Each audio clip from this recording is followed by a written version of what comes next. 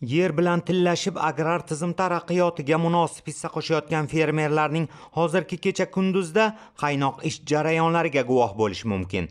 Keling mavzuni Peshku tumanidagi Malishoyak fermer xo'jaligi misolida davom ettiraylik. Yaqinda ushbu fermer xo'jaligi dala maydonlarida bo'ldik.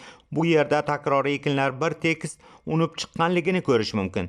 Tuman fermerlar kengashi raisi hamda yer egasi Shuhrat medali sohibasi Sanam Jumayeva bilan birgalikda dastlabki ekilgan maydonlarda tobora ko'kka bo'y cho'zayotgan makka nihollarini ko'zdan kechirdik. Ona zaminga mehr bergan odam undan albatta saxovat ko'radi, deydi fermer biz bilan suhbat chog'ida.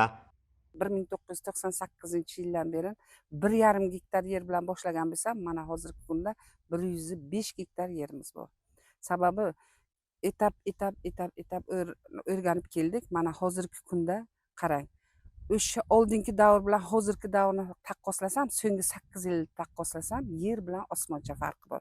Chunki ana biz asosan har bir narsaga yurtboshimiz aytganlaridek ilm bilan yondashamiz. Sababi mana ko'ring, hozir chorva ozuqalari, ya'ni makka ham xorijdan keltirildi urug'lari, g'allamiz ham Taniya degan urug' g'alla mana xorijdan keltirildi. Xitoy 87 navi paxta ekdik, u ham xorijdan. Maqsadimiz kam mehnat qilib ko'p daromad olish. G'allachilik haqida alohida to'xtalmoqchi bo'lsam, mana yaqindagina g'allalarni yig'ib oldik. 80-90 sentnerdan hosil oldik. Chunki oldingi yillar uzog'i bo'lsa 50-60 ol bilardik. Sentnerni oshgani sababi mineral o'g'itlarni berdik, ishlov berdik, tomchilab sug'ortirdik, yomg'irlab sug'ortirdik. Maqsadimiz kam xarajat qilib ko'p hosil olish. Biz hozir bu yil 80-90 sentner olgan bo'lsak, g'alla hozir harakat qilamiz bu yil 100-110 sentner olishga. Sababi serquyosh o'lkamizni har bir qarish yeridan unumli foydalanib, maqsadimiz bozorimizni arzon qilish, kambag'allikni qisqartirish, boqmandalikni yo'qotish, ham albatta bu ona zamindan unumli foydalanish, xalqimizni dasturxonini to'ldirish.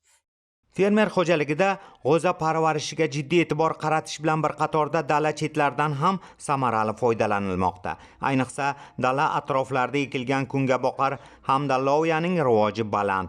Albatta dala chetlari bu qo'shimcha daromaddir.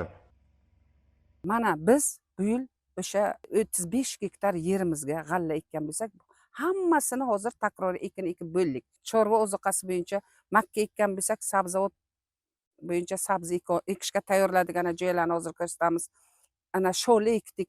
Qarang, maqsadimiz faqat ana yerni atroflardan har bir qarish yerdan unumli foydalanish. Chunki xalqimizni nima boqadi? Albatta yer boqadi. Bu biz yetkazgan o'zimizni daromadlarimiz nafaqat bizni oilamizga, balkim o'sha yer beramizmi kam ta'minlangan oilalarga 20 sotix deydim, 30 sotiqdan ularga imkon darajada o'zini holiga qarab biz birinchi navbatda o'shalarga yer ajratdik. Chunki ular mehnat qilsin, mehnatni o'rgansin, boqmanda bo'lmasin. Biz albatta mehnat insonni ulug'laydi. Sababi biz xalqimizni faqat mehnat qilib daromad topishini o'ylashimiz kerak. Bir so'z bilan aytganda, bugungi kunda qishloq xo'jaligida amalga oshirilayotgan izchil islohotlar fermerchilik istiqboli yo'lida muhim qadam bo'lyapti. Bu esa qishloqda aholini o'z hayotidan rozi va mamnun qilishga xizmat qilyapti.